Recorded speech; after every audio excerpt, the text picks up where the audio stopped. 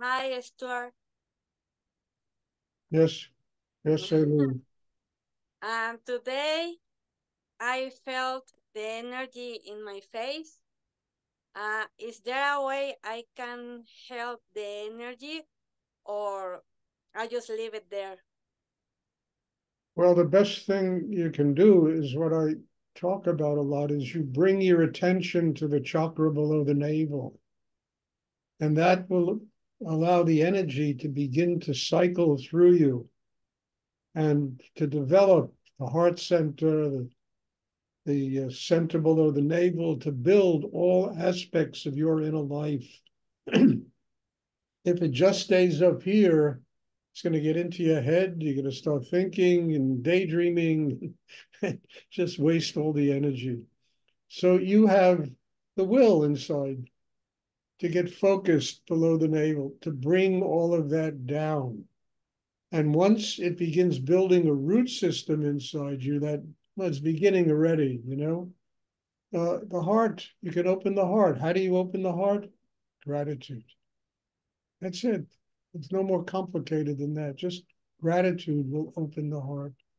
But instead of the energy being up here and in the mind, and you'll be rooted like a tree is rooted, you know. You'll have foundation, you'll have grounding inside you. It'll make you very strong. And that's the point of all of this, to build enough strength to do two things, to be able to live in this kind of strange world that we live in, and at the same time to have a spiritual life, to be free of it. But you got to be very strong to be able to do this. And the whole purpose of the meditation is to build that kind of inner strength, to be human and to be connected to God at the same time.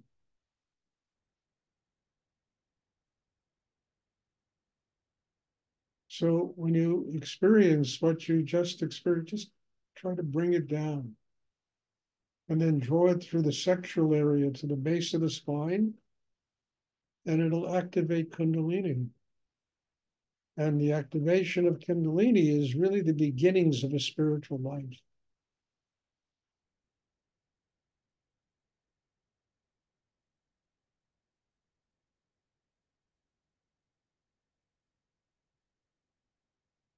Is it clear what I'm talking about? Yes. Okay, good. Good. Thank you. Aileen, do you just keep growing the way you're growing? You're doing very well. I really mean it. You really have changed in a very short time. More grounded, more rooted in yourself, and just keep doing that. And another 6 months, you know, you'll see amazing changes take place inside yourself. Does anyone else have a question they would like to ask? Stuart, I have a question, Bob Sink. Yes, Bob? Uh, is Kundalini and Tantra, are they the same or different? And if they're different, how are they different? Well, Tantra, look,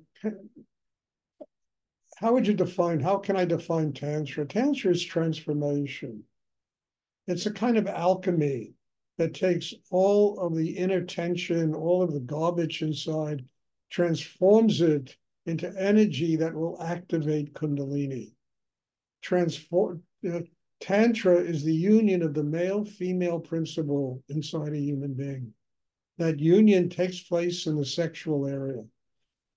And when that male-female comes together, it's like a marriage. It will give birth to Kundalini.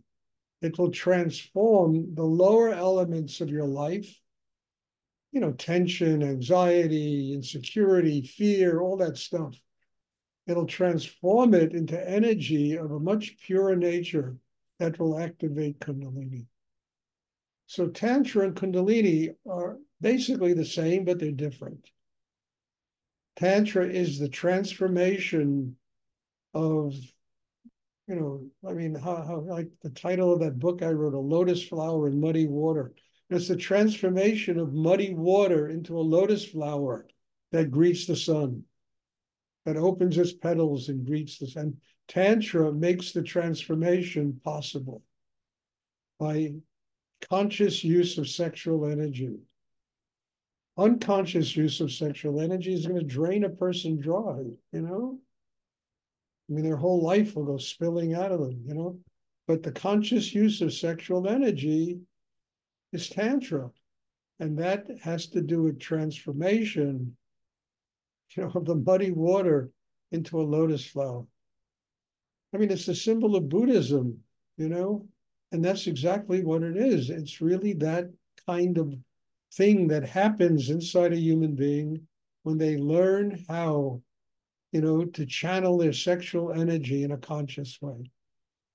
And the activation of Kundalini is the goal, because Kundalini is truly it's the rocket ship that goes to God, you know? It's the channel that moves up the spine and it goes, opens up, you know, the crown, which enables the soul to become one with higher energy in the universe. Now, this is pretty esoteric, but then it's not, because every human being needs to undergo transformation.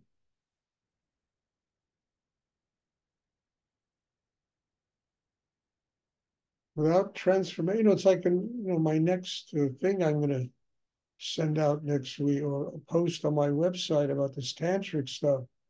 It has to do with, Rudy, when I was first in his class, all he talked about was spiritual malnourishment. It's like it was an epidemic, that touched every human being basically alive. People are just spiritually malnourished. And they have to learn to build an inner life that transforms that malnourishment into a system that truly is full of spirit, of Shakti, of God, of higher energy. And that energy will transform this epidemic that really, touches the entire world into openness, into joy, into love, into basically a spiritual life. So, it's all, I mean, the whole thing is Tantra. You got to transform the tension in the heart, in the throat, in the mind. All has to be transformed into Shakti, into energy that nurtures us instead of energy that eats us alive.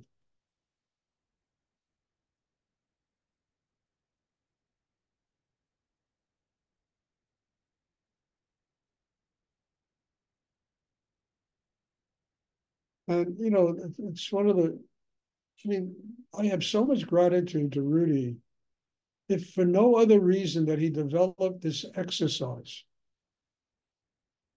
Sure, he saved my life. He was, it's amazing how he put up with me when I was a young man. But he did, and he saw the future of what I'm going to be doing in my life. Saw it better than I saw it. But that he developed this exercise, this double breathing exercise, is one of the miracles, that's in the life of everybody that attends these classes. First of all, it works. It gets the entire chakra system stronger, open, absorbing spiritual energy. It transforms each and every one of the chakras and turns tension into a life-giving force. Because tension is just energy. It's energy that has no discipline. And if you have the strength inside and the rootedness inside, you can transform that tension into Shakti, into energy that nurtures you, into energy that makes you strong, that builds your inner life. As I always like to put it, but killing human beings can give them life if they develop the mastery over themselves. It's all Tantra. It's all transformation of what's killing us into life-giving energy.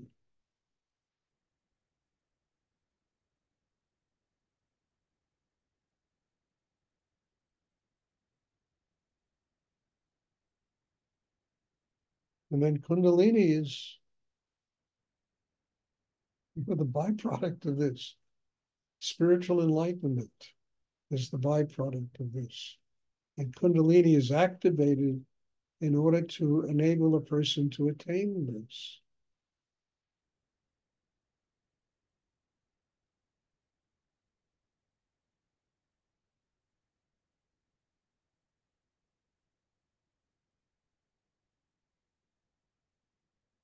Does anyone else have a question they would like to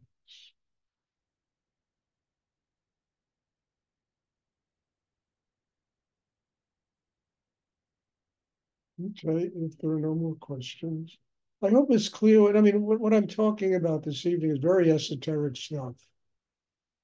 And a lot of times I avoid talking about this meditation in terms of the esoteric nature of it. But it truly is an esoteric thing.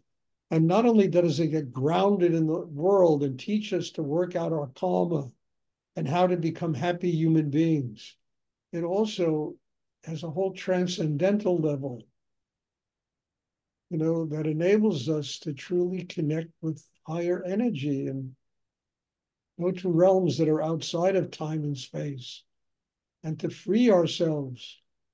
We free ourselves by becoming human beings that truly enable us to work out our karma. We also free ourselves by connecting with spirit. And that's where the esoteric nature of it comes in.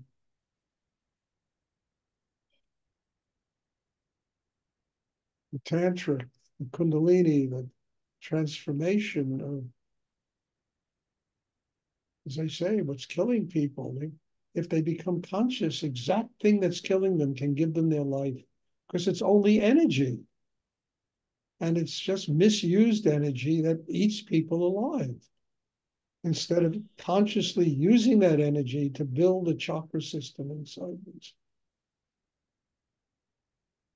Now, you can't lecture people on this. This is something that just comes to you through time and inner work. Your system just evolves into this, and then it gets clear what this whole freaking thing is all about.